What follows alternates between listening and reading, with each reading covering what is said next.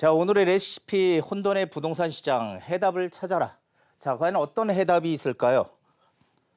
자, 대책의 실효성과 부작용. 지금 뭐 대책들이 계속 나와서 지금 현 정부 4년 차 18번이나 지금 나왔다고 하죠.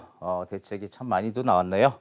8.2 대책, 9.13 대책, 12.16 대책, 뭐 다 역대급 대책이라고 하는 그런 대책들이 계속 쏟아졌을 때 이 대책의 공통점을 한번 보시자고요. 야, 역대급 대책이다. 그리고 대책 후 최대 6개월 동안은 대책의 효과, 대책의 영향으로 인해서 조정 국면으로 들어갔더라. 조정 국면으로 들어갔더라라는 거고요. 그 후에는 다시 상승을 했더라.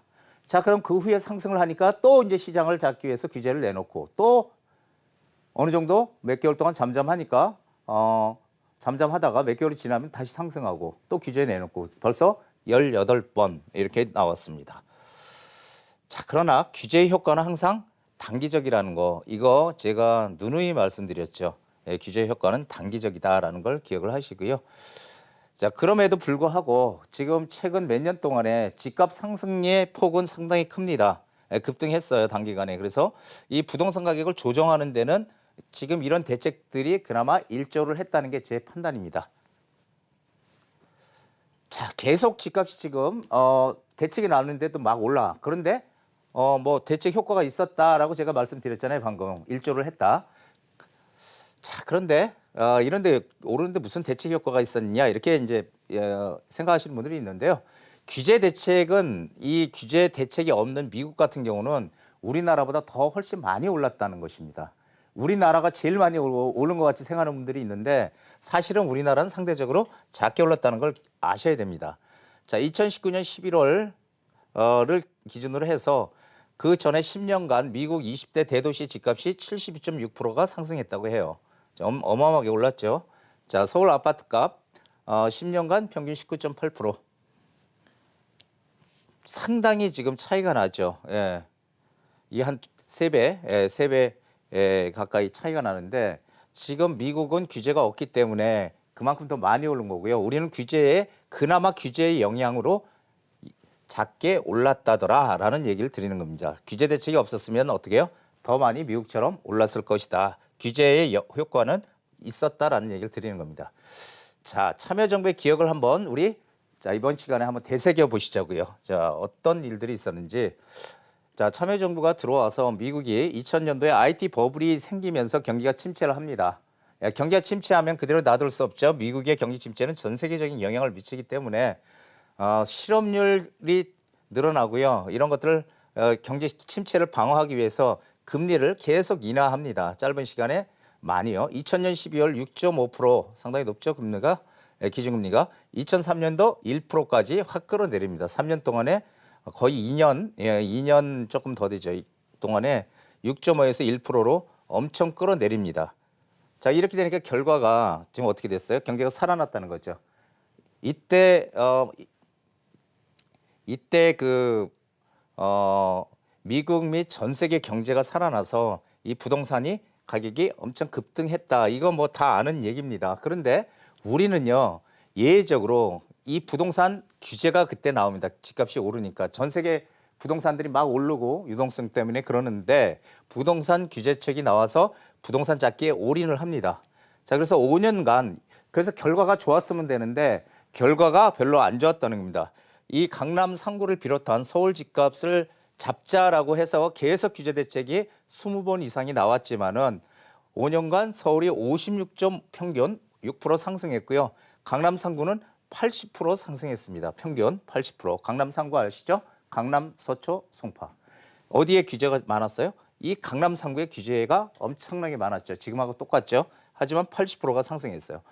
지방보다는 서울이 올랐고요. 서울의 저가 지역보다 고가 지역이 더 많이 올랐다는 거, 이거를 꼭 기억하셔야 됩니다.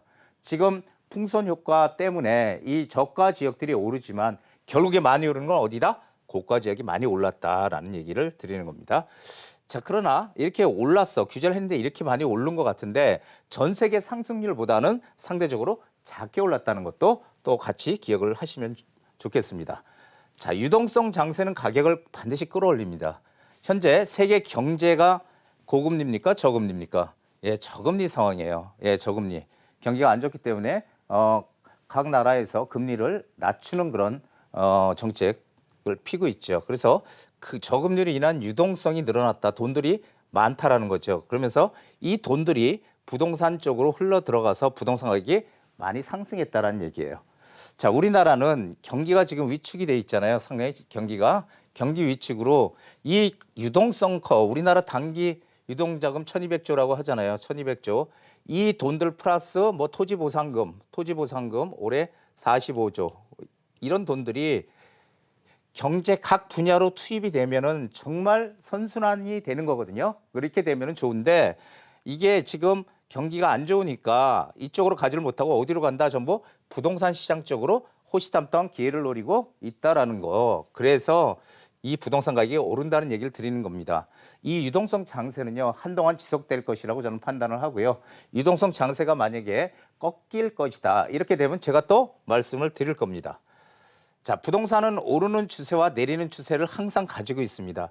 부동산은 무조건 오르는 게 아니고 계속 오르는 것만도 아니고 어느 정도 올랐으면 다시 또 하강 곡선을 그리는 오르막 내리막이 있다는 겁니다.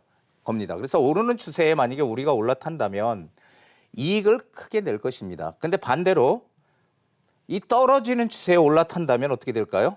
손실을 낼 것이죠. 이건 뭐 너무도 당연합니다. 항상 뭐 막차를 탔다, 제일 꼭대기 가격에 샀다, 이렇게 얘기하는 분들 종종 제가 만나보거든요.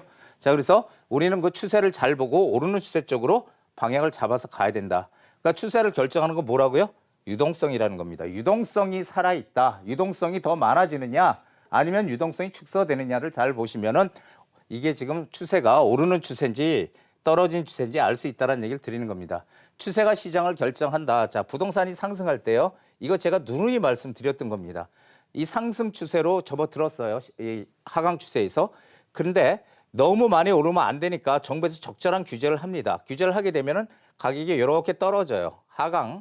떨어져. 하지만 이 떨어지는 게 3, 4개월 후면은 다시 원래의 추세대로 올라간다는 얘기죠. 자, 부동산 하락 추세다. 만약에 추세가 올라가다가 하락으로 이제 완전 전환을 했다. 이렇게 하락으로 전환을 했으면요. 부동산을 계속 죽게 놔두게 되면은 이게 또 경제에 미치는 영향이 크기 때문에 여기서 뭐래요? 부양책을 씁니다. 예, 부양책을. 그러면 다시 시장은 이렇게 상승을 하지만 역시 이 상승장도 3, 4개월 못 넘기고 다시 원래 추세대로 하강 추세로 가더라. 이거 제가 많이 말씀드렸는데요. 상당히 중요한 내용이라고 저는 생각을 합니다. 자, 추세가 상승일 때 규제의 효과는 단기간입니다. 반대로 추세가 하강일 때 규제의 효과는 역시 단기간입니다. 이거를 아셨으면은 아마 부동산 투자하는데 큰 무리가 없다, 저는 그렇게 생각합니다. 자, 투자의 기본을 알면 이긴다. 이건 뭐 당연하죠. 수요와 공급 잊지 마십시오. 수요가 제가 2017년, 18년도에 계속 그런 얘기 많이 드렸는데요. 언론에서 자, 2017년도는 이 공급이 전국적으로 공급이 어마어마하게 많대요. 그래서 공급 물량이 과다. 그다음에 뭐 금리가 미국발 금리 인상, 미국이 금리 인상하면 우리도 같이 따라 올릴 것이다. 규제의 연속, 규제가 앞으로 계속 나올 것이다. 이 3대 악재 때문에 부동산 가격이 오를 수 없다. 이런 논리로 많이 언론에 나왔습니다. 그런데 결국은 올랐죠. 그 이유는 뭐냐면은 항상 우리가 전국의 물량을 보는 게 아니고 전국이 아니란 그 지역, 뭔가 내가 투자하려고 하는 그 지역 물량을 봐야 돼. 지역 물량을 봐서 이 물량이 많은지 적은지를 판단해야지 경기도에 많다고 공급이 많다고 해서 경기도 전체가 많은 게 아니거든요. 거기에 몰려있는 지역들이 있고 거기 또 공급이 없는 지역도 있어요. 서울도 마찬가지고. 자, 그런 거를 잘 보셔야 된다는 얘기를 드리는 겁니다. 자, 서울의 문제는 수요에 비해서 뭐가 없다? 공급이 없다. 자, 서울에 공급을 많이 한다는, 이제 앞으로 공급을 늘려서 재건축, 재개발을 완화시켜서 공급을 많이 하겠다, 이런 기사 나오면 어떻게 돼요? 공급 물량이 많아지는 거잖아요. 그렇기 때문에 가격은 안정될 것입니다. 자, 서울도 지역적 차별화는 커질 수밖에 없다는 거 제가 늘 말씀드렸어요. 오르는 지역, 안 오르는 지역, 이런 것들이 더 커진다, 격차가. 우리는 어디로? 오르는 지역 쪽으로 되도록이면 붙어 있어야 된다, 이런 얘기를 많이 드렸죠. 그럼 오르는 지역은 뭐예요? 선호도가 높은 지역이에요. 내가 선호도가 있는 게 아니고 남들이 왠지 모르게 그 지역에 들어가 살고 싶어 해. 이런 지역이 투자의 영순입니다. 자, 정책의 우선순위를 파악해야 됩니다.